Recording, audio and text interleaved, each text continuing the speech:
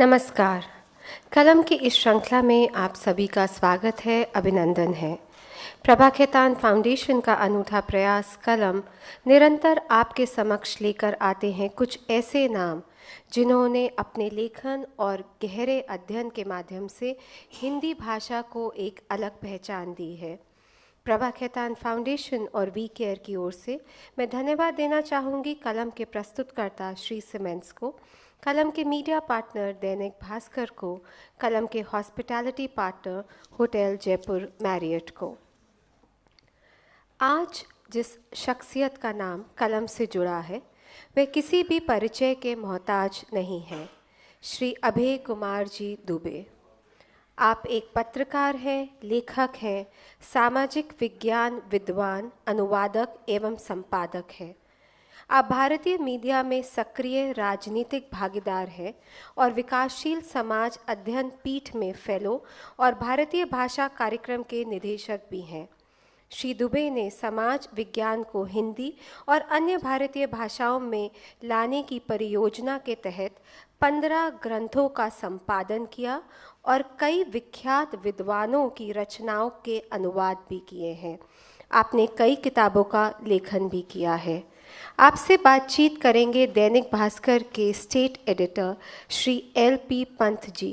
पंत जी पिछले कई सालों से अखबार की दुनिया से जुड़े हैं। आप एक वरिष्ठ लेखक भी हैं। स्वागत है आप सभी का कलम में। दुबे जी के बारे में आप सभी जानते हैं। समय, समाज और संस्कृति पर जो इनकी पकड़ है, ये पॉलिटिकली जो इतनी राजनीतिक जो इतनी समझ है, उसके अर्थशास्त्र पे उनकी इतनी ही समझ है। तो दुबे जी, मैं आपको तो मीटू से कोई प्रॉब्लम नहीं है? नहीं। इस वक्त जिस तरीके से मीटू, मतलब आप सभी जानते हैं जिस तरीके से मतलब कैंपेन चल रहा है, ऐसा लग रहा है दुबे कि मैं एक समाजशास्त्री के तौर पर आपसे सवाल पूछना चाहता हूं कि ऐसा माहौल लग रहा है कि जैसे कामकाजी जगहों पर वासना के जो शिकारी बैठे हुए हैं। तो क्या लगता है आपको सर कि ये कोई दबी हुई आग थी जो बाहर निकल के आ रही है, या ये अलग तरह का सच है? आप इसको किस नज़रिए से देखते हैं? देखिए, जब से महिलाओं ने नौकरियां करनी शुरू की हैं और वो घर की दहलीज से बाहर निकली हैं, ये समस्या तभी से चली आ रही है। मैं समझता हूँ कि 20वीं सदी की शुरुआत में और उसके बाद के दौर में जब स्त्रियों ने बाज़ार में उत्पादन की प्रक्रिया में भाग लेना शुरू किया और पुरुषों के साथ कंधे से कंधे मिला के वो निकली और नौकरियां की, वो व्यवसाय में गईं, वो शो बिज़नेस में गईं। जैसे जैसे शो बिज़नेस और मीडिया का दायरा बढ़ता है तो उसमें स्त्रियों की संख्या बहुत बढ़ती है। जैसा हम जानते हैं कि अध्यापन के क्षेत्र में स्त्रियां धीरे धीरे इतनी संख्या उनकी बढ़ती जा रही है कि वो हो सकता है आगे जाकर 40-50 साल बाद पुरुषों की संख्या अध्यापन के क्षेत्र में कम हो जाए, स्त्रियों की बढ़ जाए। ऐसे बहुत से क्षेत्र हैं जहाँ स्त्रियों की संख्या बहुत बढ़ती जा रही है। लेकिन समस्या ये है कि कार्यस्थल पर, जो कि मुख्य तौर पर एक सार्वजनिक स्पेस है, कार्यस्थल जहाँ पर आर्थिक उत्पादन होता है, जहाँ इकोनॉमिक प्रोडक्शन होता है, वहाँ पर जेंडर डेमोक्रेसी है नहीं। न पहले थी, न आज है, और कब होगी इसके बारे में कोई कुछ नहीं कह सकता। ये परिवर्तन बहुत ही धीरे धीरे हो रहा है और ये सारी दुनिया की समस्या है। आप जानते हैं कि मीटू कैंपेन जो है वो भारत में नहीं शुरू हुई है, वो अमेरिका में शुरू हुई है। वो एक अश्वेत महिला थी, जिनका नाम मैं अभी भूल रहा हूँ। उन्होंने आज से 10 साल पहले निम्न वर्ग की अश्वेत महिलाओं को इस तरह के यौन शोषण से बचाने के लिए एक मीटू कैंपेन शुरू की थी। उस वक्त इसने बहुत ज़्यादा जोर नहीं पकड़ा, लेकिन जो हॉलीवुड में एक बहुत बड़े प्रोड्यूसर वाइनस्टाइन के ऊपर इल्ज़ाम लगने शुरू किए, तो एक एक्ट्रेस ने जैसे ही एक मीटू नाम का एक ट्वीट किया और कहा कि अगर आपके साथ भी ऐसा ही हुआ है तो आप इस ट्वीट का जवाब मीटू करके दीजिए। और उसके बाद से ये शुरू हो गया। भारत में उसके और भी बाद में हुआ है। तो मुख्य तौर पर समस्या ये है कि कार्यस्थल पर जो वर्किंग स्पेस है, जो ऑफिसेस हैं, चाहे वहाँ कहीं फिल्म की शूटिंग हो रही हो, टीवी की शूटिंग हो रही हो, या दफ्तर में कहीं काम किया जा रहा हो, वहाँ पर जेंडर डेमोक्रेसी की क्या हालत है। अगर जेंडर डेमोक्रेसी अच्छी हालत में है तो वहाँ पर मीटू नहीं होगा, और अगर जेंडर डेमोक्रेसी अच्छी हालत में नहीं है तो उसमें मीटू होने की संभावनाएं, उसके अंदेशे बहुत ज़्यादा हैं। और ये चीज़ लगातार होती रहती है, अब केवल प्रकाश में आ रही है। मैंने बहुत दिन तक एक राष्ट्रीय अखबार में काम किया, इंडियन एक्सप्रेस ग्रुप में, 16 साल तक करीब। जब वहाँ पर हम लोग काम करते थे तब हम और ऐसी बहुत सारी दबी फुसफुसाहटें सुनते रहते थे कि ऐसा ऐसा हो रहा है। लेकिन बातें निकल के सामने नहीं आ रही थी। अभी एक केंद्रीय मंत्री एमजे अकबर के ऊपर जो इल्जामात लगे, इसकी उन्होंने कल सफाई दी है और आज सारे अखबारों में लीड है। तो एमजे अकबर साहब के बारे में वो किस तरीके से क्या करते हैं, इसके बारे में पत्रकारों के बीच में बहुत लंबे अरसे से चर्चाएं इस तरह की चल रही थी, मतलब जो है अब बातें निकल कर सामने आ रही हैं। अब उसके ऊपर बहुत सारे विवाद भी हैं, बहुत सारे सवाल भी हैं। और मीटू कैंपेन में सबसे बड़ा सवाल ये होता है कि जब पहले आपके साथ ये किया गया था, छेड़खानी की गई थी, आपका मोलेस्टेशन किया गया, कुछ भी किया गया, उस वक्त आपने शिकायत क्यों नहीं की? ये एक सबसे बड़ा सवाल होता है। और क्या कुछ स्त्रियां समझौते करती हैं, अपनी देह को सीढ़ी की तरह इस्तेमाल करती हैं और वो अपने कैरियर में आगे बढ़ना चाहती हैं, और जब उनकी इच्छा नहीं पूरी होती या उनकी इच्छा पूरी हो चुकी होती है या वो नहीं ले पा रही हैं फायदे, या उन्हें फायदों की ज़रूरत नहीं है, उस वक्त वो इस तरह के अभियान में जाती हैं। तो इस तरह की आपत्तियां भी हैं। इन सब पे बहुत गंभीरतापूर्वक विचार करने की आवश्यकता है, क्योंकि सवाल उठाए जा रहे हैं। ये सवाल भी कोई अपने आप ऐसे सवाल नहीं इनको आप खारिज कर दें, लेकिन साथ में ये भी है कि ये जो मीटू मुहिम है, ये मुझे लगता है इसलिए ज़रूरी है कि एक ऐसे मसले को संबोधित कर रही है जो मसला पहले कभी संबोधित नहीं हुआ है आज तक। जैसे आपने जिक्र किया एमजे अकबर साहब का, ये पूरी दुनिया में इस वक्त एक कैंपेन चल रहा है, लगभग 85 देश, 3000 से ज़्यादा महिलाएं हैं। लेकिन ये जो जैसे आपने कहा कि उस वक्त क्यों नहीं कहा गया, क्या आपको लगता है कि उस वक्त कहा जाता अगर, तो ये समस्या इतनी बड़ी नहीं होती? कई बार ये लगता है कि जैसे जिसको आप यौन उपद्रव कहें या यौन उत्पीड़न कहें या यौन दरिंदगी कहें, सुप्रीम कोर्ट की है कि विशाखा गाइडलाइन है, तो आपको ये लगता है कि उस वक्त क्यों नहीं कहा गया? ये बहुत महत्वपूर्ण तथ्य है, इसको भी खारिज नहीं किया जा सकता। मैं तो कह ही रहा हूँ को खारिज नहीं किया जा सकता, लेकिन इसमें ये भी इसमें बहुत सारी महिलाएं ऐसी हैं जिनके उदाहरण बताते हैं, उन्होंने उस वक्त भी शिकायत की थी। अभी भारत में भी मीटू कैंपेन में जो कुछ महिलाएं हैं, उन्होंने कहा भाई उस वक्त भी हमने शिकायत की थी, हमने अपने संगठन से शिकायत की थी, हमने अपने बॉस से शिकायत की थी, और उस वक्त कुछ नहीं हुआ। लेकिन जब चूंकि एक अंतर्राष्ट्रीय माहौल बन गया है और उस वक्त सोशल मीडिया भी नहीं था, तो आपको शिकायत करने के लिए कानूनी प्रक्रिया में जाना पड़ता है। देखिए, आप एक संगठन में काम करते हैं, उस संगठन में लैंगिक उत्पीड़न ना हो इसके लिए कानून के मुताबिक एक कमेटी होती है। अगर किसी महिला के साथ में कुछ छेड़खानी गलत बात होती है तो उस कमेटी में शिकायत करती है, वो कमेटी फिर उसकी जांच करती है, जांच के बाद जो दोनों पक्षों को सुनती है, जो होता है, तो ये जो पूरा बंदोबस्त है, ये बंदोबस्त अपने आप में कार्यस्थल को लैंगिक लोकतंत्र प्रदान करने में अपर्याप्त है। क्योंकि ये पूरा बंदोबस्त दरअसल इस बात पर टिका हुआ है कि जब घटना हो जाएगी तब हम उस घटना का निराकरण करेंगे, बशर्ते जिसके साथ घटना हुई है वो हिम्मत करके पहलकदमी ले। यानी अभी भी जो एजेंसी है, इसको हम सोशल साइंस में एजेंसी कहते हैं, वो एजेंसी उस औरत के पास होनी चाहिए। अगर उस औरत मन में कहीं कमजोर है, आर्थिक रूप से कमजोर है, सामाजिक रूप से कमजोर है, उसके पास सांस्कृतिक पूंजी, राजनीतिक पूंजी अपने परिवार की इतनी है नहीं, थोड़ी हिम्मत की कमी है, तो वो ये नहीं कर पाएगी। तो ये बंदोबस्त ऐसा, ये संस्थागत बंदोबस्त ऐसा होना चाहिए कि कमजोर एजेंसी की महिलाएं भी हिम्मत करके आगे आ सकें। और ऐसा बंदोबस्त कर पाने में अभी हमारा कानून, समाज और व्यवस्था जो है वो अभी तक नाकाम है। लेकिन एमजे अकबर के संदर्भ में आपसे बात करूं, क्या आपको लगता है कि नैतिकता के तौर पर उनको इस्तीफा देना चाहिए? देखिए, मैं समझता हूं अगर आप भारतीय जनता पार्टी के भीतर लोगों से निजी तौर पर बातचीत करें तो आपको ऐसा कोई भी व्यक्ति नहीं मिलेगा जो ये ना कहे कि इनको इस्तीफा नहीं दे देना चाहिए। सब लोग कहेंगे इनको इस्तीफा दे देना चाहिए। अब समस्या यह है कि बाकी जो लोग सत्ता में नहीं हैं, यानी जो फिल्म डायरेक्टर है उसको फिल्म छोड़नी पड़ रही है, जो एक्टर है उसको क्षमा मांगनी पड़ रही है, जो लेखक है वो पूरे मसले के ऊपर अपनी क्षमा मांग रहा है और अपनी सफाइयां दे रहा है, या वो कह रहा है कि हम फलाना लिटरेचर फेस्टिवल में अब नहीं जाएंगे प्रायश्चित स्वरूप, या जो भी बात हो। तो सब लोग जिनके ऊपर ये इल्ज़ाम है वो किसी न किसी रूप में सांसत में हैं, वो कोने में खड़े हुए हैं, वो किसी भी ये मसला विचारधारा से जुड़ा हुआ नहीं है। इसमें हर विचारधारा के लोग फंसे हुए हैं इसके अंदर। न ये विचारधारा से जुड़ा हुआ मसला है, न ये राजनीतिक निष्ठाओं से जुड़ा हुआ मसला है। सब लोग कहीं ना कहीं इसमें हैं। अब समस्या ये है कि आपको याद होगा एक घटना हुई थी जिसमें हिंदुस्तान की एक बहुत बड़ी आईएएस ऑफिसर रूपन देव बजाज और पंजाब के जो पुलिस चीफ थे कुंवर पाल सिंह गिल हैं, ये दोनों इस घटना में दो पक्ष थे। उसमें गिल ने एक पार्टी में रूपन देओल बजाज के नितंब पे ऐसी खेल में ऐसा होता है, लोग अपने मित्रों के बीच एक हाथ मारा था, जिसको उन्होंने आपत्ति की और उसके बाद वो अदालत में मुकदमा गया। पुरानी बात है। और कुंवर पाल सिंह गिल जो हैं बहुत बड़े हिंदुस्तान के हीरो हैं, आतंकवाद के खिलाफ लड़े वगैरह, ये सब उनको बहुत मान्यता भी प्राप्त है, मेरे ख्याल से पद्म भूषण भी मिला है और सब कुछ है।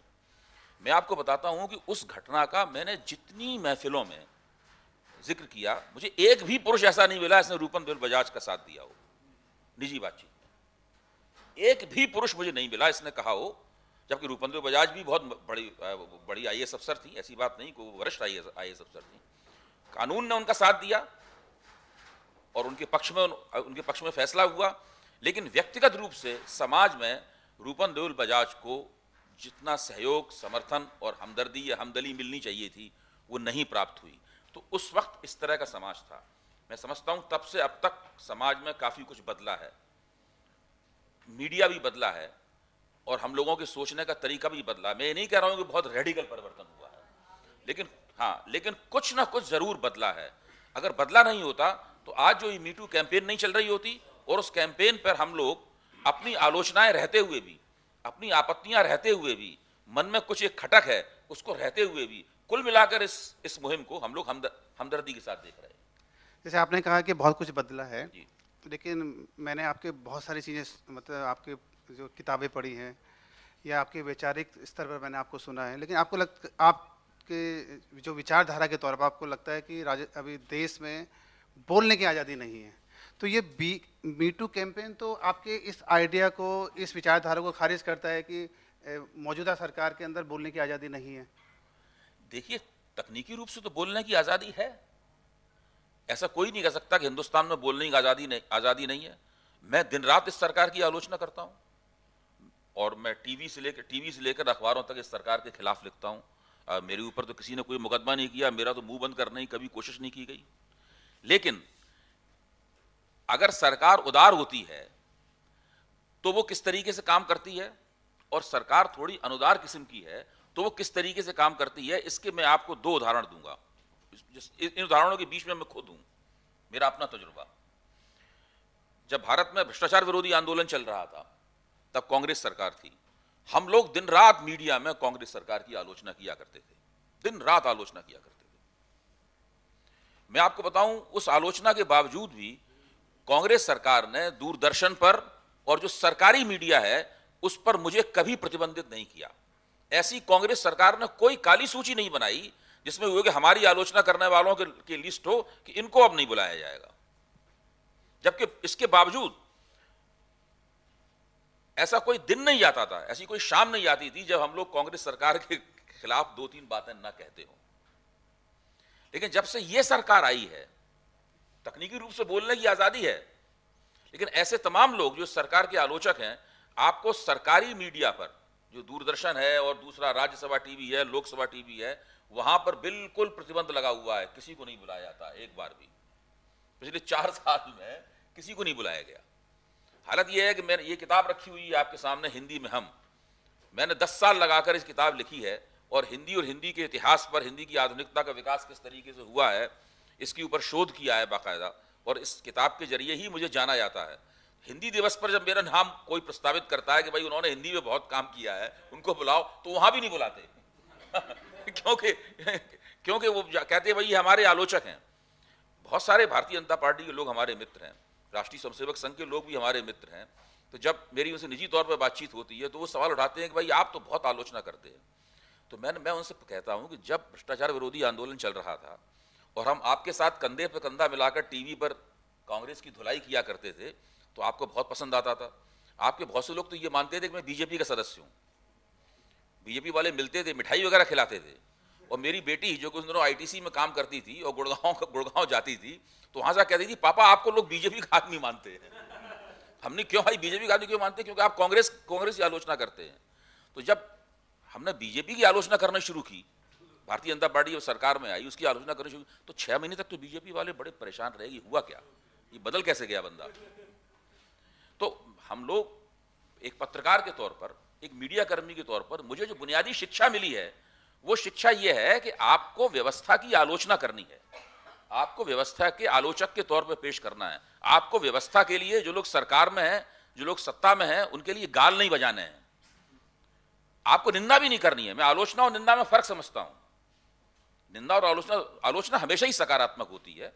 अगर आलोचक नहीं होंगे तो सरकारों और लोकतंत्र का क्या हाल होगा, हम सब लोग इस बात को अच्छी तरह जानते हैं। मेरे ख्याल से इस महफिल में जितने लोग बैठे हुए हैं सब ये मानते हैं कि अगर आलोचक नहीं होंगे तो लोकतंत्र भी नहीं रहेगा। क्योंकि आप मोदी सरकार के खासे आलोचक माने जाते हैं, लेकिन एक पत्रकार के तौर पर मैं आपसे जानना चाहता हूं कि हर अच्छे से अच्छे आदमी में कुछ बुराइयां होती हैं और कुछ बुरे से बुरे आदमी में भी कुछ अच्छाइयां होती हैं। तो आपको लगता है कि मोदी सरकार में कुछ अच्छाई है? हाँ, मैं मानता हूं मोदी सरकार ने कुछ एक असाधारण बात है। पहली बात तो यह है कि जितना मुझे तजुर्बा रहा है पिछले 25-30 साल में मीडिया में सरकार और राजनीति को नजदीक से देखने का, मैंने कभी भी इतनी सक्रिय सरकार नहीं देखी। ये एक ऐसी सरकार है जो हमेशा कुछ ना कुछ करती रहती है, कुछ ऐसे काम भी करती है जो उसे नहीं करने चाहिए। ये एक तरह से एक अति सक्रिय सरकार है। जैसे कि अभी भी सुरजीत भल्ला में और एक दूसरे अर्थशास्त्री हैं जो कि centre for the monitoring of economy है, उनके बीच में एक बहस चल रही है। सुरजीत भल्ला जो कि नीति आयोग के सदस्य हैं, उनके बीच में एक बहस चल रही है कि भाई इस देश में रोजगार बढ़ रहे हैं कि नहीं बढ़ रहे हैं। तो उसमें जो centre for the monitoring of Indian economy के विद्वान थे, उन्होंने लिखा है कि दुनिया में ऐसी कोई सरकार नहीं है जिसने अपनी अर्थव्यवस्था को स्वयं इतना बड़ा शॉक दिया हो, डिमोनेटाइजेशन जैसा, मतलब जैसा शॉक इस सरकार ने दिया है। तो ये मैं कहता हूं कि सरकार लगातार योजनाओं की घोषणा करती रहती है, कुछ ना कुछ लगातार करती रहती है।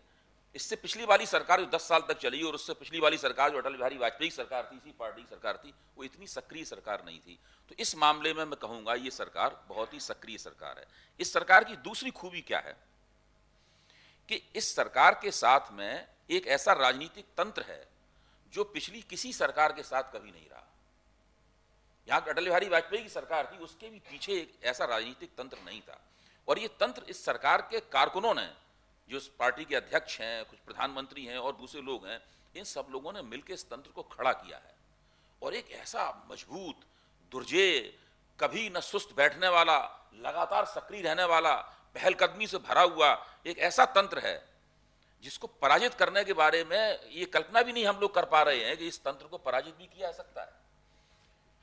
मतलब ये एक ऐसा तंत्र है, अगर सरकार के खिलाफ एंटी इनकम्बेंसी यानी सरकार विरोधी भावनाओं की लहर चल रही हो, तब भी लगता है कि ये लोग अपने तंत्र के दम पर, अपनी इस योग्यता और क्षमता के दम पर, अपने संसाधनों के दम पर, अपनी योजना के दम पर इस एंटी इनकम्बेंसी को भी परास्त कर देंगे। जैसे गुजरात में उन्होंने कर भी दिया, उन्होंने करके दिखाया।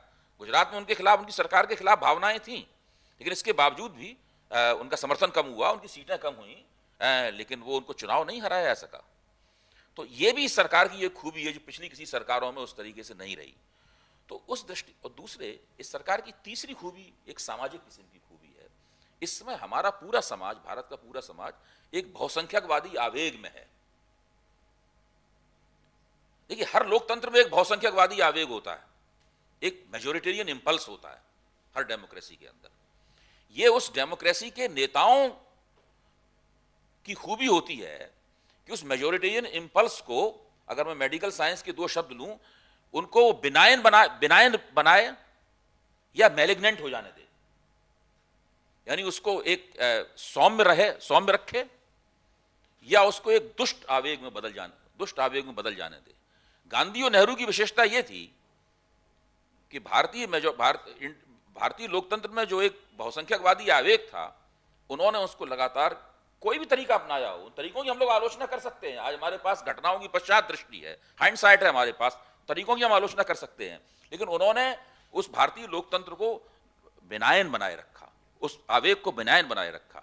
आज इस 80 के बाद से लगातार जो राजनीतिक घटनाक्रम रहा है, जिसमें कांग्रेस की सरकारें भी रहीं, भारतीय जनता पार्टी की सरकारें भी रहीं, गठजोड़ सरकारें भी रहीं, वो इस मेजोरिटेरियन इंपल्स को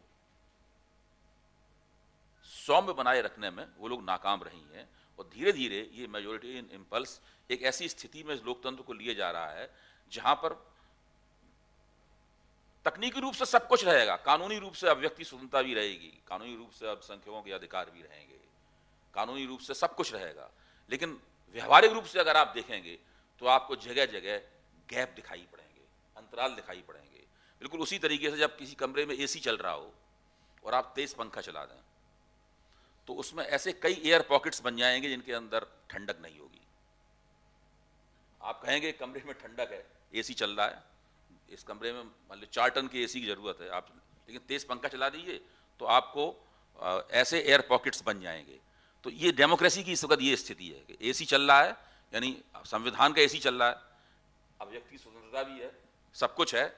पंत जी भी अखबार निकाल रहे हैं, मैं भी टीवी बोल रहा हूँ, वो भी आलोचना में संपादकीय लिख सकते हैं, मैं भी बोल सकता हूँ, लेकिन इसके बावजूद भी कोई ना कोई ऐसे अंतराल हैं जहाँ पे हम कहेंगे यहाँ पे देखिए आज़ादी इस जगह नहीं है, इसके बगल में है, इस जगह नहीं है, ये स्थिति है। आपने आज़ादी की बात की, अति सक्रियता की बात की सरकार की जी। आपको क्या लगता है कि इसी अति सक्रियता का एक उदाहरण अति राष्ट्रवाद भी है? लेकिन इसी से मेरा एक दूसरा सवाल जुड़ता है कि अगर अति राष्ट्रवाद अगर खतरनाक है तो अति प्रगतिशीलता भी उतनी खतरनाक है। तो हमारे पास एक ताज़ा उदाहरण अलीगढ़ मुस्लिम यूनिवर्सिटी का है।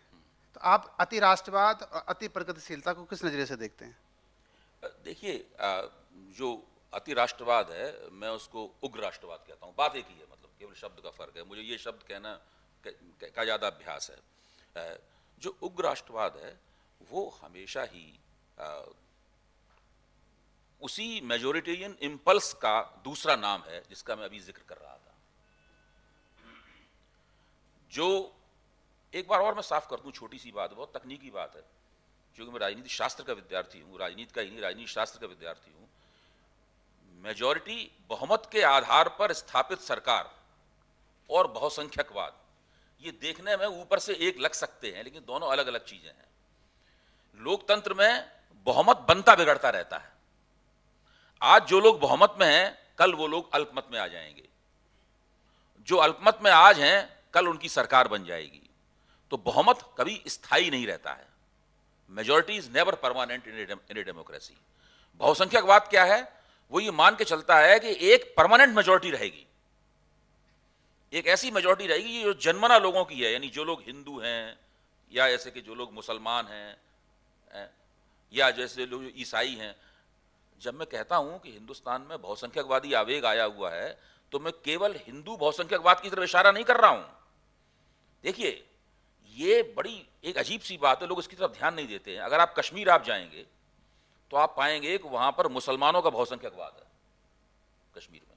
आप नागालैंड जाइए, नागालैंड में ईसाइयों का बहुसंख्यकवाद है। आप पंजाब जाइए, वहां सिखों का बहुसंख्यकवाद है। आनंदपुर साहब प्रस्ताव क्या है? वो बहुसंख्यकवाद का दस्तावेज है। आनंदपुर साहब प्रस्ताव में साफ लिखा हुआ है कि सिखों का बोलबाला होना चाहिए। बोलबाला क्या है? बहुसंख्यकवाद का ही पर्यायवाची शब्द है। तो इसीलिए डेमोक्रेसी हमेशा ही इस तरह के खतरे का शिकार रहती है, चाहे वो किसी प्रांत में हो, छोटे प्रांत में हो, बड़े प्रांत में हो, या भारत जैसे एक विशाल देश में हो। तो इस चक्कर में होता क्या है कि एक बिरादरी, एक कौम, एक जाति या एक धर्मावलंबी एक इलाके में बहुसंख्यक हैं, दूसरे इलाके में वही अल्पसंख्यक हैं। मसलन सिख जो हैं वो पंजाब में बहुसंख्यक हैं। पंजाब में आप सिखों के खिलाफ, गुरु ग्रंथ साहब के खिलाफ कोई बात कहिए, वो तलवारें सूद के बाजार में निकल आएंगे, आप कुछ नहीं कर सकते उनके मुकाबले। और उत्तर प्रदेश में वो अल्पसंख्यकों की तरह उनका आचरण होगा, पूरी तरीके, उनकी पूरी गतिविधियां, पूरी शैली, सोचने का तरीका, संगठन का तरीका, गोलबंदी का तरीका, उस तरीके। केवल उदाहरण के तौर पर मैंने बताया कि अब कश्मीर में मुसलमान 90-95% हैं, तो वहां तो आप वो बिल्कुल बहुसंख्यकवादी उनका आचरण होता है, और दूसरी जगहों पे वो अल्पसंख्यक हैं, वहां पे उनका वैसा आचरण होता है। तो ये एक हिंदुस्तान की भारतीय समाज और राजनीति की एक विशेषता है। कोई कहीं अल्पसंख्यक है, कोई कहीं बहुसंख्यक है, और इस तरीके से पूरा सब एक जटिल परिस्थिति बनती है। इस जटिल परिस्थिति में लोकतांत्रिक राजनीति कैसे की जाए ताकि लोकतंत्र सबको सबका हक देता रहे। कहीं ऐसा ना हो कि तकनीकी रूप से, संवैधानिक रूप से वो हक रहे, किताब में लिखा रहे, लेकिन वास्तव में लोगों को हक ना मिले, और उनका हक ले लिया जाए।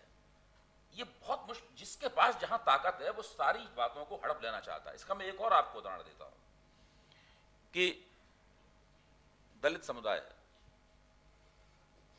उसको एक आरक्षण मिलता है। पिछले दिनों देखा गया कि दलित समुदाय का जो ताकतवर हिस्सा है, आरक्षण के सारे लाभ उसके पास चले जाते हैं। जो दलित समुदाय के ही छोटे छोटे हिस्से हैं, जिनके पास ना संख्या बल है, ना जिनकी आवाज बुलंद होती है, ना जिनको राजनीति का टिकट मिलता है, ना नौकरी मिलती है, ना शिक्षा में कहीं जाने की गुंजाइश है उनके पास में, उनको उस आरक्षण की प्रक्रिया में कुछ भी हासिल नहीं होता।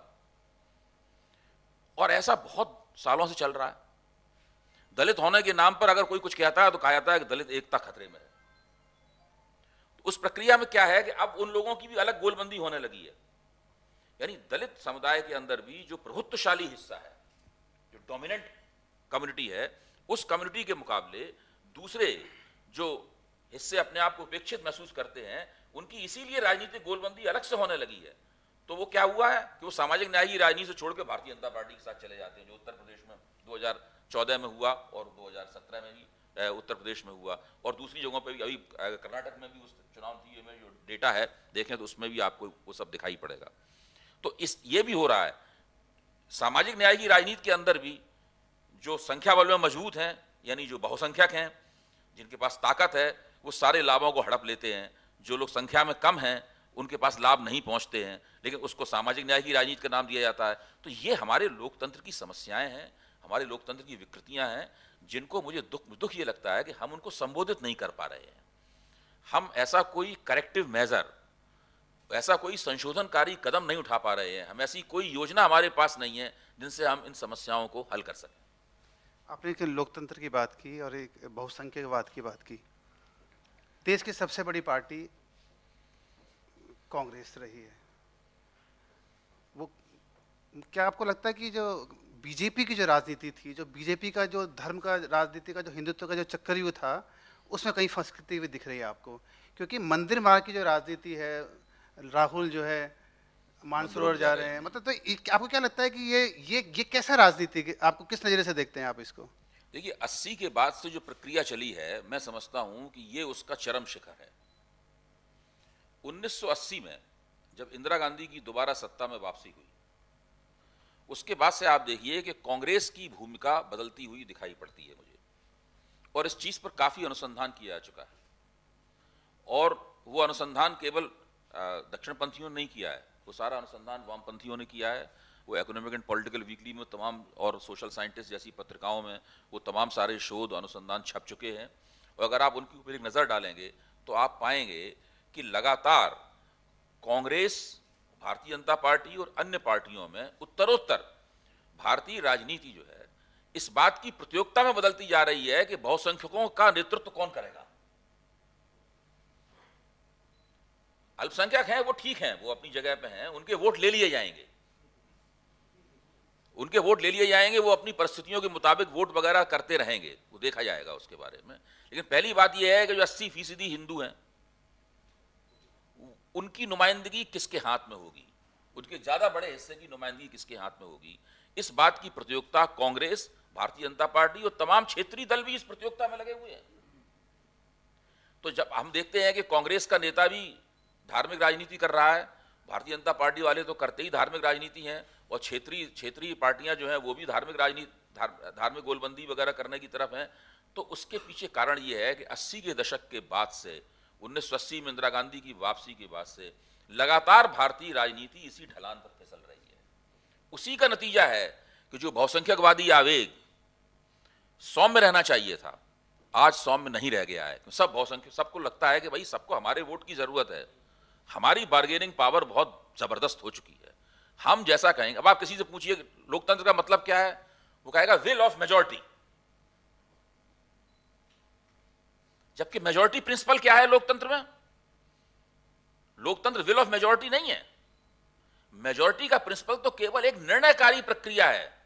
5 आदमियों की, हम उदाहरण के 5 आदमियों की हम एक कमेटी बनाते हैं, या 3 आदमियों की कमेटी बनाते हैं, 6 की क्यों नहीं बनाते, 4 की कमेटी क्यों नहीं बनाते?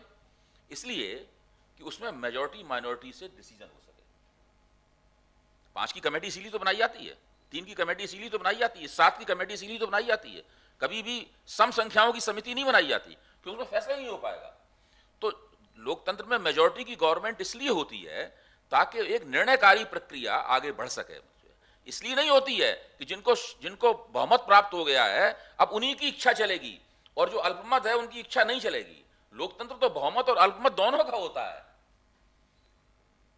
अगर बहुमत अल्पमत को साथ लेकर नहीं चल रहा है तो वो लोकतंत्र नहीं है, वो तो बहुमत की तानाशाही है। लोकतंत्र बहुमत की तानाशाही का नाम नहीं है।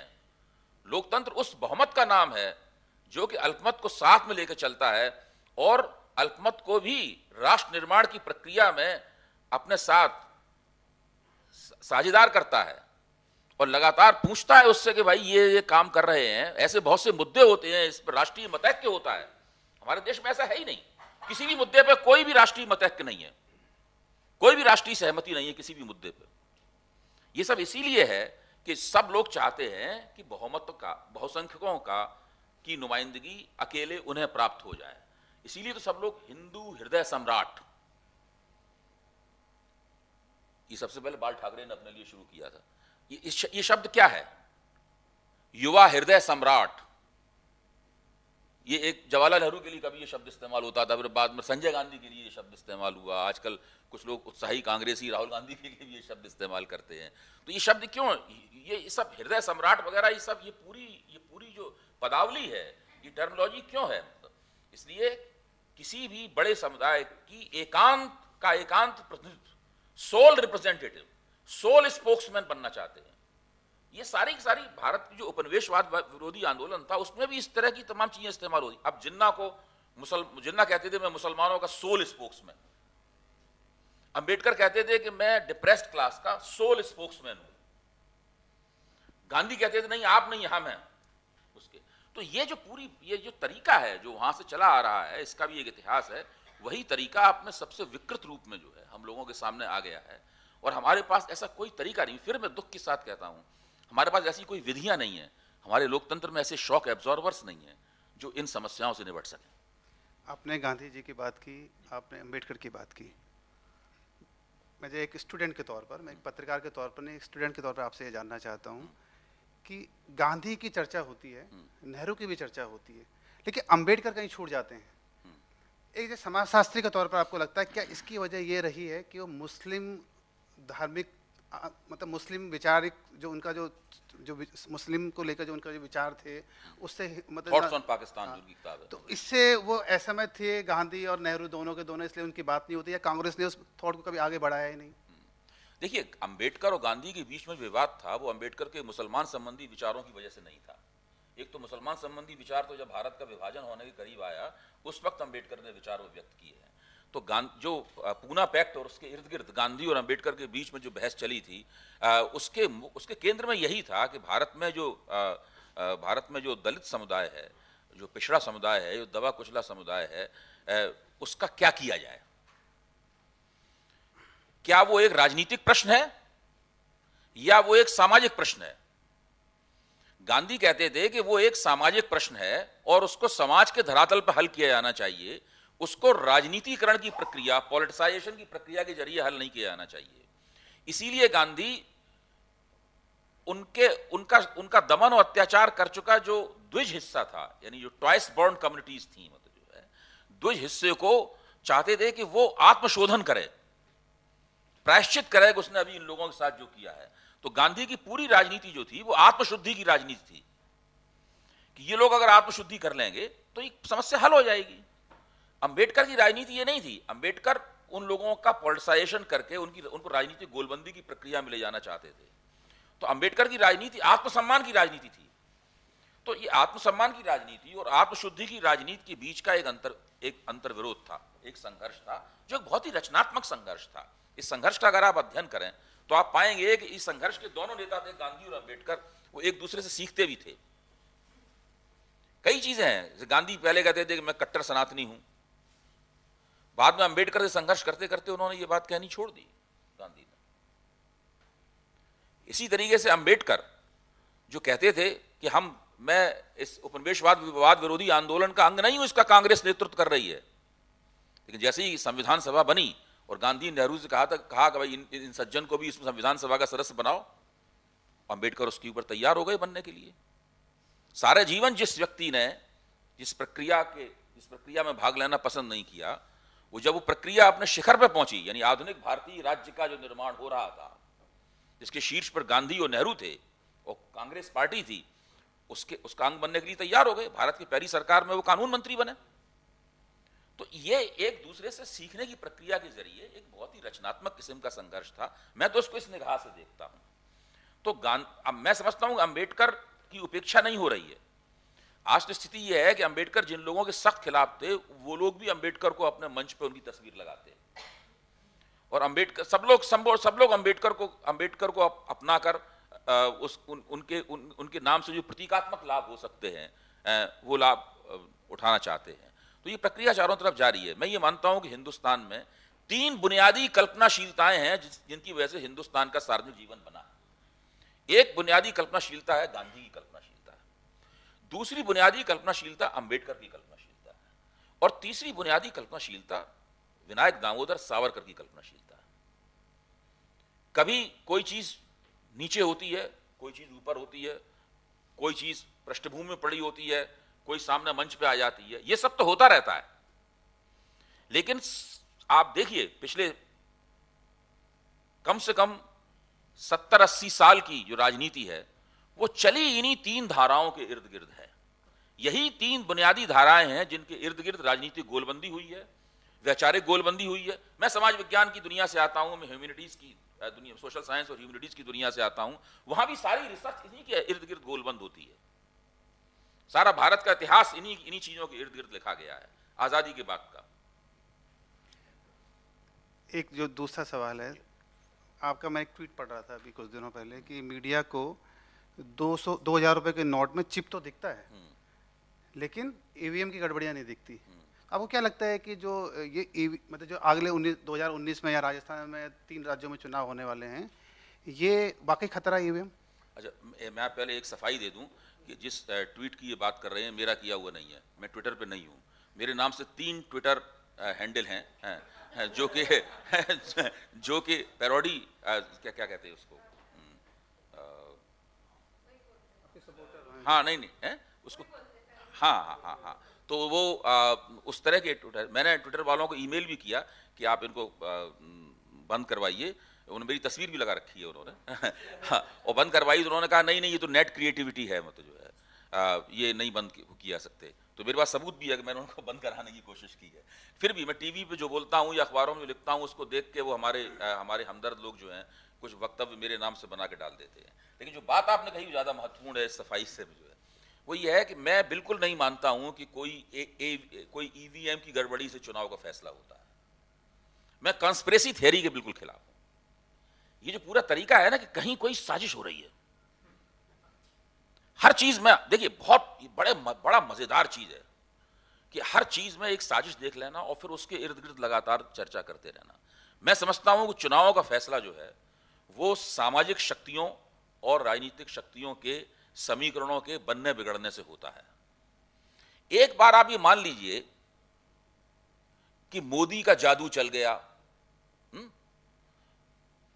अब इसके बाद में आपको कोई विश्लेषण करने की जरूरत नहीं है, दिमाग खपाने की जरूरत नहीं है, कोई जरूरत ही नहीं है। ये तो एंटी एनालिसिस बोगी है। आपने एक बार मान लिया कि मोदी का जादू चल गया, अब आप क्यों दिमाग खपाएं आप 2014 में भाजपा क्यों जीती और कांग्रेस क्यों हारी। इसी तरीके से एक बार आप मान लें कि सब ईवीएम को हैक कर दिया गया, इसकी वजह से चुनाव का फैसला हुआ, अब आपको दिमाग खपाने की क्या जरूरत है। पॉलिटिकल साइंस की किताबें बंद करके बगल में रख दीजिए, अखबारों में संपादित लिखना बंद कर दीजिए। भाई ये तो कहीं कोई साजिश हो रही है जिसका कोई तोड़ किसी के पास नहीं हो सकता। मैं बिल्कुल शुरू से कहता रहा हूं इस बात में कि इस बात में कोई दम नहीं है, और इस बात को कभी ठोस रूप से आज तक साबित भी नहीं किया जा पाया। ये कांग्रेस और भारतीय जनता पार्टी या अरविंद केजरीवाल और भारतीय जनता पार्टी के प्रवक्ताओं के बीच की जो अंताक्षरी है, मतलब जो है, मैं बिल्कुल इस अंताक्षरी में शामिल नहीं हूं। मैं हमेशा कहता हूं अपनी आंखें खुली रखिए, राजनीति का जो घटनाक्रम है उसको ध्यान से देखिए, विश्लेषण कीजिए, अपना कान जमीन पर लगाए रखिए क्या हो रहा है, कौन कौन सी आहटें आ रही हैं, सोचने समझने की कोशिश कीजिए, दिमाग खपाइए, तब हिंदुस्तान की राजनीति की गतिशीलता आपकी समझ में आएगी। और जब अगर ये सब नहीं करना है, इतनी मेहनत नहीं करनी है, इतना समय नहीं देना है, अपने अपने दिमाग को दर्द नहीं देना है, तो फिर कल्पना कर लीजिए कि कहीं कोई साजिश हो रही है। तो आपको लगता है कि 2019 में मोदी का जादू चलेगा? नहीं, मैं तो मानता ही नहीं हूं। मैं तो ये भी नहीं मानता हूं कि 2014 में मोदी का जादू चला था। मैं ये भी नहीं मानता हूं कि जो राज्यों में भाजपा की जीत हुई थी वो किसी जादू की वजह से हुई थी। मैं ये नहीं मानता हूं। देखिए, 2014 में दो बातें थी इसका नरेंद्र मोदी को लाभ मिला। पहली बात यह थी कि कांग्रेस की सरकार के खिलाफ जबरदस्त एंटी इनकम्बेंसी थी। लोग कांग्रेस का नाम सुनना पसंद नहीं कर रहे थे। कांग्रेस को वोट देने के लिए कोई तैयार नहीं था। कांग्रेस को ढूंढना पड़ रहा था कि उसके वोटर कहां हैं। दूसरा मोदी के पक्ष में जो बात गई थी वो बात यह थी कि गैर भाजपा शक्तियों की एकता का इंडेक्स 0 था। इन दो बातों का नरेंद्र मोदी को बहुत जबरदस्त लाभ मिला था। फिर उन्होंने संगठन करके, योजनाबद्ध तरीके से मेहनत करके इस पूरे लाभ को अपने पक्ष में बना लिया। ये उनकी खूबी इस बात में थी। लेकिन जमीन कैसे बनी उस जीत की? जमीन इन दो वजहों से बनी उनकी जीत की। मैं ये मानता हूं कि 2019 में उन्हें ये दोनों में से कोई लाभ नहीं मिलने वाला है। ना तो कांग्रेस के खिलाफ अब एंटी इनकम्बेंसी है। कांग्रेस के खिलाफ एंटी इनकम्बेंसी क्यों होगी? कांग्रेस तो कहीं सत्ता में है नहीं। अगर एंटी इनकम्बेंसी होगी तो भाजपा के खिलाफ होगी, थोड़ी होगी, ज्यादा होगी, 10% होगी, 20% होगी, इस पर चर्चा की जा सकती है। लेकिन अगर नाराजगी होगी तो भारतीय जनता पार्टी के खिलाफ होगी, क्योंकि सत्ता तो पूरी तरह उनके हाथ में है। इसीलिए, और दूसरा, जो गैर भाजपा शक्तियां हैं उनकी एकता का इंडेक्स पहले के मुकाबले निश्चित रूप से बेहतर होगा। अब वो इंडेक्स कितना होगा? 30% होगा, 25% होगा, 40% होगा, ये सब देखने की बात है। लेकिन वो फायदे अब मोदी को नहीं मिलने वाले हैं। इसलिए न पहले जादू चला था और न अब जादू चलेगा। पहले भी चुनाव मशक्कत करके, मेहनत करके जीता गया। इस बार भी जो जीतेगा वो मशक्कत और मेहनत करके, योजनाबद्ध तरीके से, जमीनी जो हालत होगी उसके आधार पर चुनाव का फैसला होगा। क्योंकि आपके बारे में कहा जाता है कि आपके भी वैचारिक रूप से समर्थन करते रहे आपको। राजस्थान में तीसरी शक्ति के तौर पर उनको देखा गया था कई बार। दिल्ली में आपकी जो स्थिति है वो आप अच्छे तरीके से जानते हैं। आपको लगता है कि एक पार्टी जो जो एक सामाजिक संगठनों से जुड़े हुए जो लोग थे जिन्होंने पार्टियां बनाई, उन्होंने पार्टी बनाकर गलती की, जबकि एक प्रेशर ग्रुप था, उसको प्रेशर ग्रुप के तौर पर रहना चाहिए था?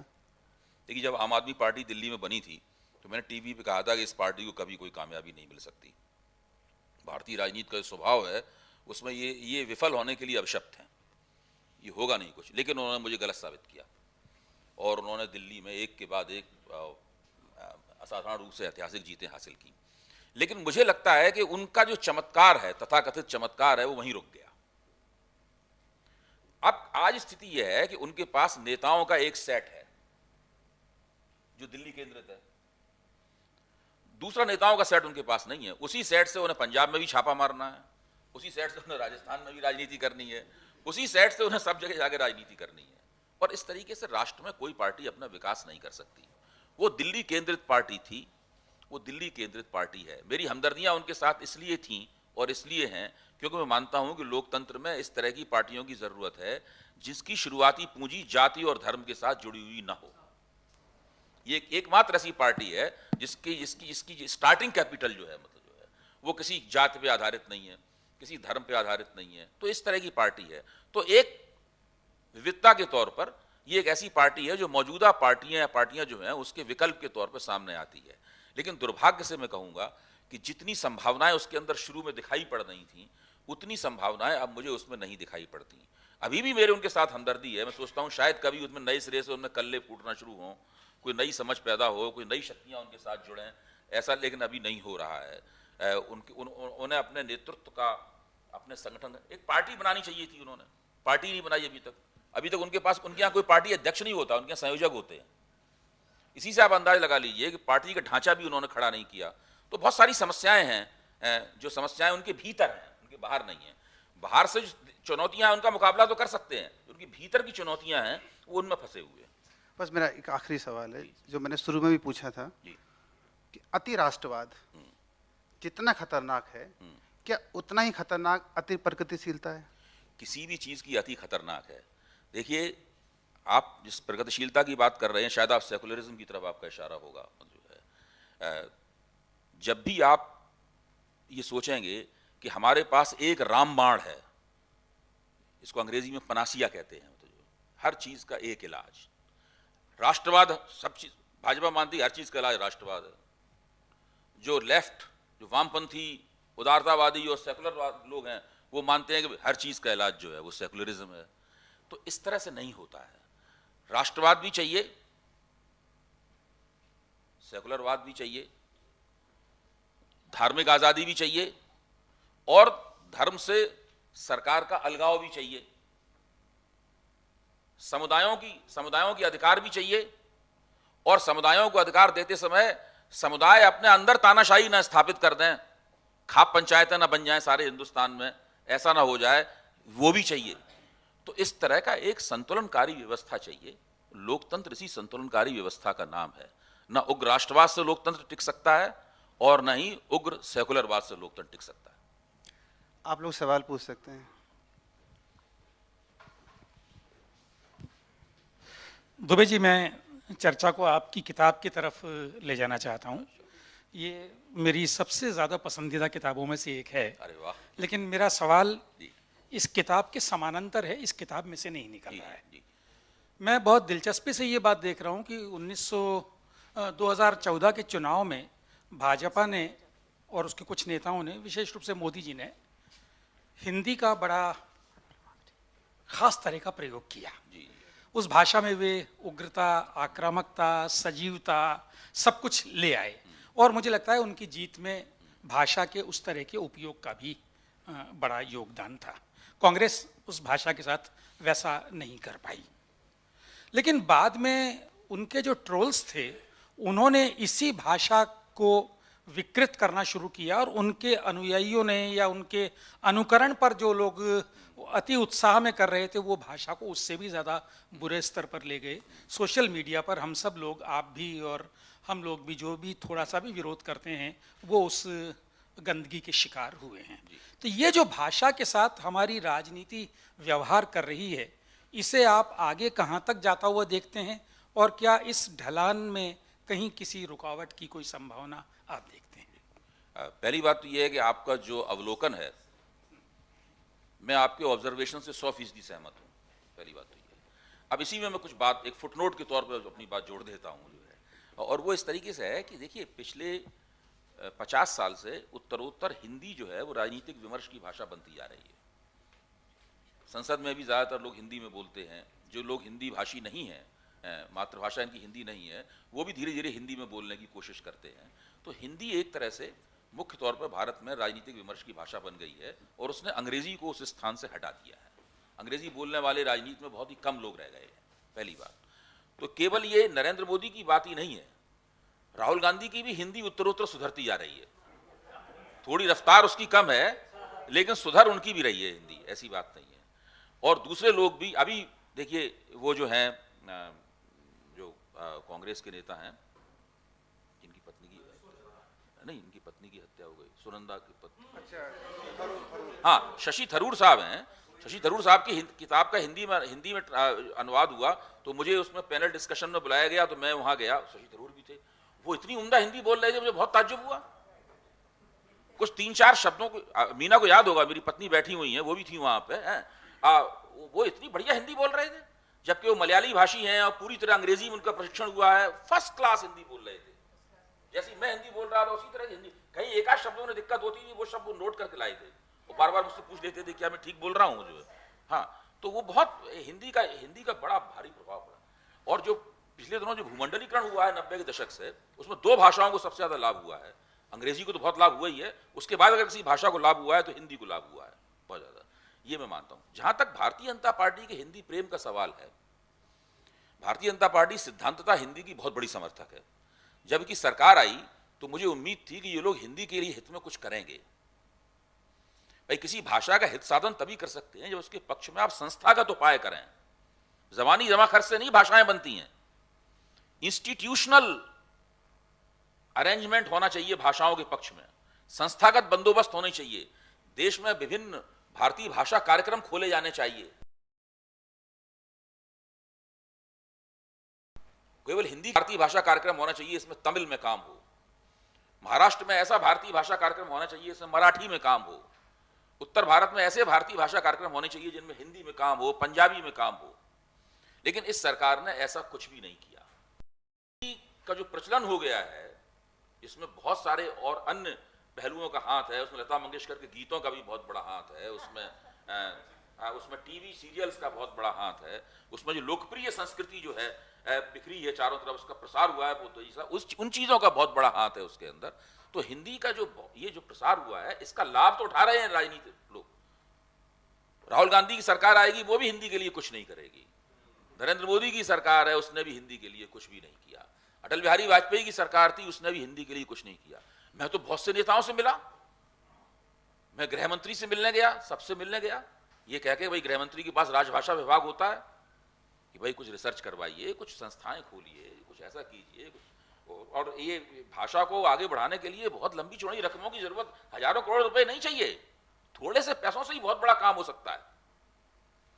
लेकिन कोई कुछ भी नहीं करता है। हिंदी आज भी अपने सोशल सेक्टर के ऊपर, अपने सामाजिक क्षेत्र के ऊपर निर्भर है अपने विकास के लिए। पहले भी वो सामाजिक क्षेत्र पर निर्भर थी। सरकारी क्षेत्र की जो हिंदी है, आप तो जानते ही, आप पढ़ेंगे तो बड़ा अटपटा लगेगा उसे। लेकिन कला, साहित्य, कविता, पत्रकारिता, राजनीतिक विमर्श, मनोरंजन, इन क्षेत्रों में हिंदी का जो उछाल आया है, विज्ञापन, मीडिया की दुनिया उछाल आया है, ये सामाजिक क्षेत्र में उछाल आया है। इसीलिए मैं हमेशा कहता हूं हिंदी एक डबल सेक्टर लैंग्वेज है। हिंदी दो सेक्टर है हिंदी, एक सरकारी क्षेत्र है और एक सामाजिक क्षेत्र है। सरकारी क्षेत्र पर निगाह आप डालते हैं तो आपको निराशा होती है, वहां कुछ हो ही नहीं रहा है, वहां लगता है कि हिंदी दबी हुई है और बेकार है और हिंदी संस्कृत निष्ठ है, अटपटी है। वहां पे ये आग्रह है कि आप सड़क को रथ्या कहा जाए, क्योंकि डॉक्टर रघुवीर की डिक्शनरी में लिखा हुआ है। क्योंकि एक जमाने में सड़कों पर रथ दौड़ते थे तो उन्होंने सड़क को रथ्या कर दिया। गंधक को शुलबारी कहा जाए, डॉक्टर रघुवीर की आप डिक्शनरी उठाइए, उसमें गंधक के लिए, सल्फर के लिए लिखा है शुलबारी, हम लोग उसे गंधक कहते हैं। तो एक तो ये हिंदी है। लेकिन दूसरी हिंदी ये है जिसके अंदर हम लोग अखबार पढ़ते हैं, जो हमें टीवी पे सुनाई पड़ती है, जिसमें कविताएं लिखी जाती हैं, जिसमें कहानियां लिखी जाती हैं, जिसमें उपन्यास लिखे जाते हैं, जिसमें राजनीतिक भाषण दिए जाते हैं। एक और सवाल बस। अच्छा, दो और सवाल समय। थोड़ा सा पूछना चाहूंगा सर आपसे कि भारतीय लोकतंत्र पूरे विश्व में बहुत ही ज्यादा अच्छे ढंग से देखा जाता है, लेकिन मुझे कहीं लगता है कि भारतीय 60-70% जो हमारी अभी भी भारतीय लोकतांत्रिक जनता है, वो लोकतंत्र को सही मायने में समझ नहीं पा रही है। उसका फायदा ये पार्टियां ले रही है जो धर्म की राजनीति करती है, जातिवाद की राजनीति कर रही है। तो आपको लगता है जब पूरा दुनिया ग्लोबलाइजेशन हो रहा है, तो क्या हम भारतीय लोकतंत्र को धर्म की और जाति की राजनीति पे आगे कितना ले जा रहे हैं? देखिए, भारतीय समाज, संक्षेप में इसका जवाब दूंगा, बात बहुत लंबी की जा सकती है। भारतीय समाज एक खास तरह का समाज है, ये समरूप समाज नहीं है, यूरोपियन समाजों की तरह या चीनी समाज की तरह एक समरूप समाज नहीं है। तो यहाँ पर जो राजनीतिक गोलबंदी होती है उसमें इस तरह के एस्क्रिप्टिव, समाजशास्त्र का शब्द है, एस्क्रिप्टिव पहलुओं का खूब इस्तेमाल होता है, जन्मना पहलुओं का। यानी आप जन्म से क्या हैं, हिंदू हैं, मुसलमान हैं या ब्राह्मण हैं, ठाकुर हैं, मुसलमानों में भी क्या हैं, आप शेख, सैयद, पठान हैं या जुलाहे हैं, क्या हैं, इन सब चीज़ों का खूब इस्तेमाल होता है। और ये इस्तेमाल मुझे लगता है कि लगातार होता रहेगा। इन इस्तेमालों के करते हुए ही हमें अपने लोकतंत्र में कुछ खूबी पैदा करनी पड़ेगी। अगर हम चाहें कि हमारे कोई ऐसा कोई इंजेक्शन आ जाए जो हम लगा दें और भारतीय समाज बिल्कुल बदल जाए, यूरोपियन समाज ऐसा हो जाए, वैसा होते मुझे दिखता नहीं। यू सी, अगर आदमी इस तरह का काम करता है तो समाज उसको ऑस्ट्रसाइज नहीं करती, लेकिन अगर औरत मुंह खोलती है तो न सिर्फ वो ऑस्ट्रसाइज हो जाती है सोसाइटी में, पर उसकी फैमिली भी बदनाम हो जाती है, और अगर उसकी बेटियां हैं तो उसकी शादियों में बहुत बाधा आएगी। तो ये सब सोच के वो बेचारी मुंह नहीं खोलती, उसकी आप मजबूरी देखिए, तब आप सोचें कि क्या किया जाए। जब तक बदलाव नहीं आएगा समाज में, वो मुंह नहीं खोल सकती। ये तो बड़ी आसान चीज़ है कहने की, वो बोलेगी, मुंह खोलेगी तभी तो ज़माना बदलेगा, इतना आसान नहीं। मैं आपसे पूरी तरह सहमत हूँ। मेरी मतलब हम दोनों बिल्कुल एक ही जगह खड़े हुए हैं इस सवाल पे। वो ले लीजिए। पूरी थीम के अंदर जी मी टू लेकर स्टार्ट किया, फिर पॉलिटिकल जी इश्यूज पे अपन चले गए, सामाजिक इश्यूज पे चले गए। एक कॉमन थीम जो मुझे समझ में आ रही थी वो था ताकत का राज। चाहे वर्क प्लेस में विमेन को पावरफुल पोजीशन के लोग एक्सप्लॉइट कर लेते हैं, वो भी उनके ताकत की पोजीशन, पावर डायनामिक्स में उनकी जो पोजीशन है, पावर इक्वेशन में जो पोजीशन है, उससे कर पाते हैं। और पॉलिटिकल सोशल डायमेंशन में भी लोग पहले तो रिप्रेजेंट करने के लिए कि हम द सोल या डोमिनेंट रिप्रेजेंटेटिव और स्पोक्स पर्सन इस ग्रुप के, और पूरे ग्रुप के नहीं बढ़ सकते तो ग्रुप को तोड़ कर रिलीजन को छोड़ दीजिए, जो कास्ट में गए कास्ट के पास विद इन कास्ट ग्रुप बना के स्पोक्स पर्सन बनकर पॉलिटिकल एरिना क्रिएट कर लेते हैं। तो ये जो ताकत का राज है, और फिर उसको मिसयूज करते हैं पर्सनल गेन, पावर में रहने के लिए। तो इसका कोई एंटीडोट भी है क्या, या कुछ दिखता है क्या आगे पीछे? मुझे केवल एक स्टेटमेंट और याद आ रहा है जो सुप्रीम कोर्ट ने कहा था कि इस देश में चूंकि कोई इश्यूज में आपने भी कहा कि कोई common opinion, common perception, consensus नहीं आम है, सहमति नहीं है। तो एक सुप्रीम कोर्ट का एक बहुत इंटरेस्टिंग ऑब्जर्वेशन था, कॉन्स्टिट्यूशनल मोरालिटी है, constitutional values, let the country have the same value and everybody share it. वो बात बोलकर आगे पीछे हो गई, बट उस पर कोई डिबेट या डिस्कशन या थिंकिंग शायद नहीं हो पाई। Any observation on that? ठीक है, मैं आपने जो ताकत का राज बात कही, मैं अपने जवाब को वहां केंद्रित करूंगा। शक्ति और सत्ता की संरचना का एक खास चरित्र होता है, और मैं अपने आप को मेल फेमिनिस्ट मानता हूं, मैं मानता हूं मैं एक पुरुष नारीवादी हूं। इसके बावजूद मैं ये कहूंगा, स्त्रियों को जब सत्ता प्राप्त होती है, यानी जब इंदिरा गांधी से बड़ा शक्तिशाली प्रधानमंत्री तो उसके बाद नरेंद्र मोदी हुए हैं, उसके बाद भारत में कितनी महिलाएं हैं जो मुख्यमंत्री बन चुकी हैं और अभी भी मुख्यमंत्री हैं। भारतीय उपमहाद्वीप में और भी महिलाएं प्रधानमंत्री रही हैं, श्री मावो भंडारनायके प्रधानमंत्री रही हैं श्रीलंका की, बेनजीर भुट्टो पाकिस्तान की प्रधानमंत्री रही हैं, और अब तो यूरोप में भी और ऑस्ट्रेलिया में दूसरी जगह कई महिला प्रधानमंत्री हैं। हम लोगों को जांच ये करनी चाहिए कि जब स्त्रियों को सत्ता मिलती है तो क्या उनका व्यवहार जो है सत्ताधारी पुरुष से भिन्न होता है या वैसा ही होता है। हाँ। इसीलिए मैं कह रहा हूं, जब अगर हम सत्ता की और शक्ति की आराधना में रहेंगे तो स्त्री और पुरुष के बीच में जो फर्क होना चाहिए, भाई स्त्री ममतामयी है, वो परिवार संभालती है, उसकी कुछ ना कुछ, उसकी अप्रोच और पुरुष की अप्रोच में कुछ तो फर्क होना चाहिए। जब अगर एक स्त्री डिस्ट्रिक्ट मजिस्ट्रेट बनकर आए या आईपीएस पुलिस कप्तान बन के आए और पुरुष पुलिस कप्तान बन के आए, तो अपराधियों से निपटने में, अपराध से निपटने में कुछ फर्क होना चाहिए। या स्त्री थानेदार भी उतनी गाली देगी जितना पुरुष थानेदार गाली देगा, वो भी उतनी थर्ड डिग्री का इस्तेमाल करेगी डंडे का जितना पुरुष थानेदार डंडे का इस्तेमाल करेगा। अभी तक तो जब स्त्रियों को मिली ये सत्ता तो उन्होंने पुरुषों से अपने आप को अलग नहीं दिखा पाया है। दलितों को सत्ता मिली है, उन्होंने ब्राह्मणों से अपने आप को अलग नहीं दिखा पाया है। जब पिछड़ों को सत्ता मिली है तो उन्होंने ठाकुरों से अपने आप को अलग नहीं दिखा पाया है। तो सत्ता जब आती है बीच में तो सब एक हो जाते हैं, तो ना जेंडर का फर्क रह जाता है, न जाति का फर्क रह जाता है, न धर्म का फर्क रह जाता है। हाँ, तो सत्ता की जो आराधना है उससे अलग हटके अगर हम कुछ सोचें, ऐसी विधियां खोजें तो बात कुछ बनेगी।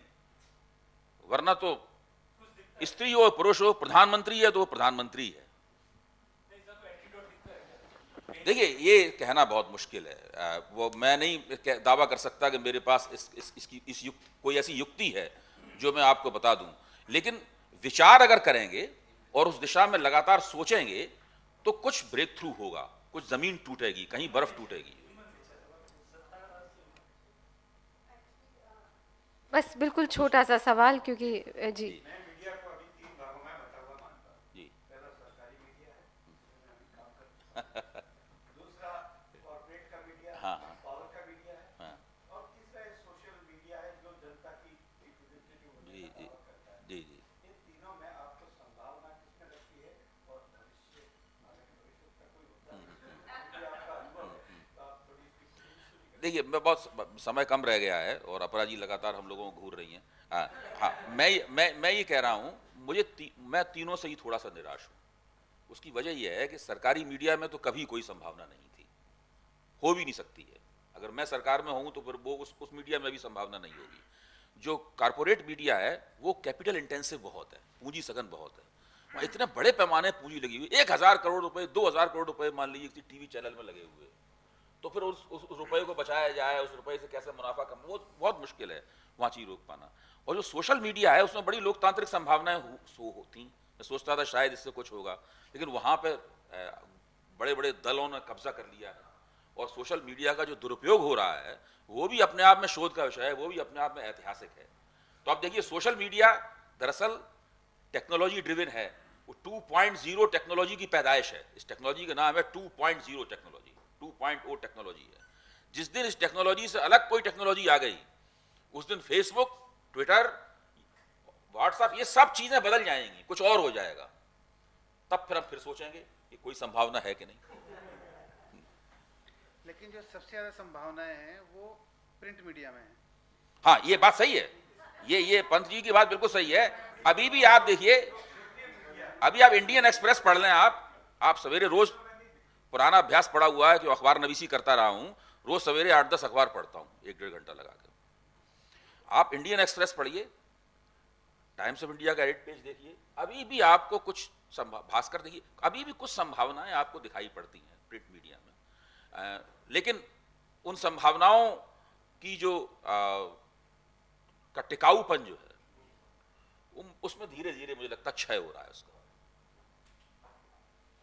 धन्यवाद। और मन तो यही चाहेगा कि हम यूं ही अगला घंटा भी ऐसे ही डिस्कशन करते रहे, एक बेहतरीन चर्चा। अब मैं आमंत्रित करना चाहूँगी श्री अजय अटल जी को कि वो यहाँ पर आकर हमारे गेस्ट अभय कुमार दुबे जी को हमारी तरफ से मोमेंटो प्रदान करें। अजय अटल जी बहुत सारी सोशल एक्टिविटीज़ के साथ जयपुर में जुड़े हुए हैं। प्रभा खेतान फाउंडेशन की एक्टिविटीज़ में भी लगातार पार्टिसिपेट करते हैं।